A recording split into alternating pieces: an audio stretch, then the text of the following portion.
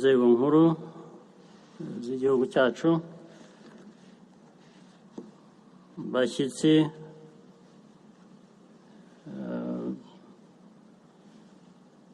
bandi muri hano, hari abashyitsi b'inshuti z'u Rwanda bari hano,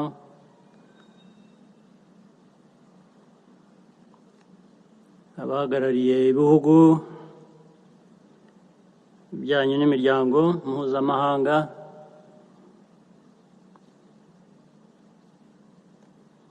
inshuti nyinshi zindi zacu banyarwanda mwese, mpereye ku byo Jean Damascene Bizimana yamaze kutubwira, biriya ni ubuhamya bw'ukuri,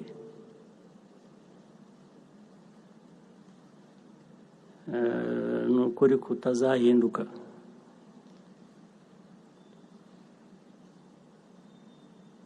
Ariko rero niba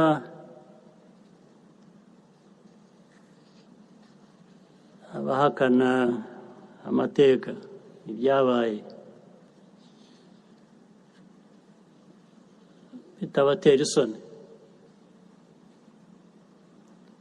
jyewe, wowe, twagirira iki ubwoba bwo guhangana nabo?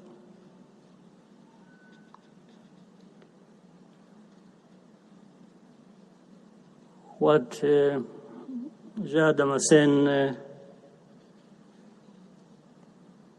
has just told us, those are facts.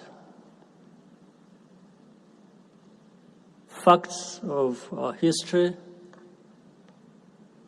facts about what happened and the responsibilities thereof. For those deniers, if they have no shame, why should I have fear? Ndabashimiye mwese kuba mwaje muri uyu muhango, nubwo yari ntabwo uyu muhango tuwufata nk'ibisanzwe. Buri gihe utwibutsa byinshi bikomeye. Kugeza uyu munsi turacyabona imibiri y'abajugunywe mu byobo hirya no hino mu gihugu. Abakoze aya mahano barakidegembya hirya no hino ku isi, ariko ntabwo twakwemera ko uburemere bw'ayo mateka buduherana. Ikindi kandi ni inshuro ya kabiri kwibuka bibaye muri iki gihe cy'icyorezo cya COVID-19.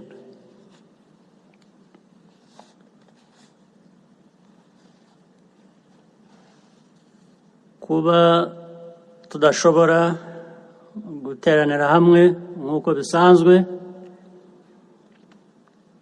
birongerera agahinda abarokotse Jenoside, kandi ukwihangana kwabo no kudacika intege ari byo biduha imbaraga zo gukomeza kwiyubaka no kubaka igihugu. Turabashimira inkunga yanyu no kwihangana no kwitanga kugira ngo twese tugire ejo hazaza heza. Kongera kubaho nk'igihugu tubikesha abanyarwanda benshi bashatse kubaka u Rwanda rwiza rubabereye, bakanga kuba ibikoresho by'abayobozi babi. Amahirwe yo kubaho mu buzima bwiza bayabonye bayafatishije amaboko yombi. Iyi ni inkingi ikomeye mu bigize imbaraga zacu. Kubera izi mpamvu, no mu bihe by'ibibazo bikomeye, n'abifuzaga kubarangaza no kubatesha igihe, Abanyarwanda barushijeho gukomeza kunga ubumwe. Nta kindi gihe u Rwanda rwaranzwe n'ubumwe no kureba imbere nk'ubu. Aha ndavuga cyane cyane urubyiruko, ari narwo rugize umubare munini w'abaturage b'igihugu cyacu. Iyi ni nayo mpamvu abashaka kuducamo ibice no kudutesha umurongo bananiwe, kandi bazakomeza kunanirwa. Ahasigaye nabasabaga ngo munyemerere mvuge mu rurimi rw'amahanga,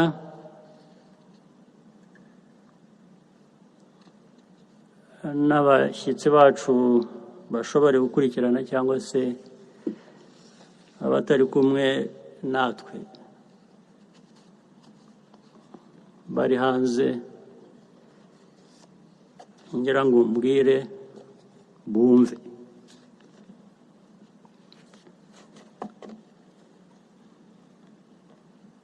Kwibuka challenges us to reflect on the context of the present moment, as well as the cumulative history that has led us here.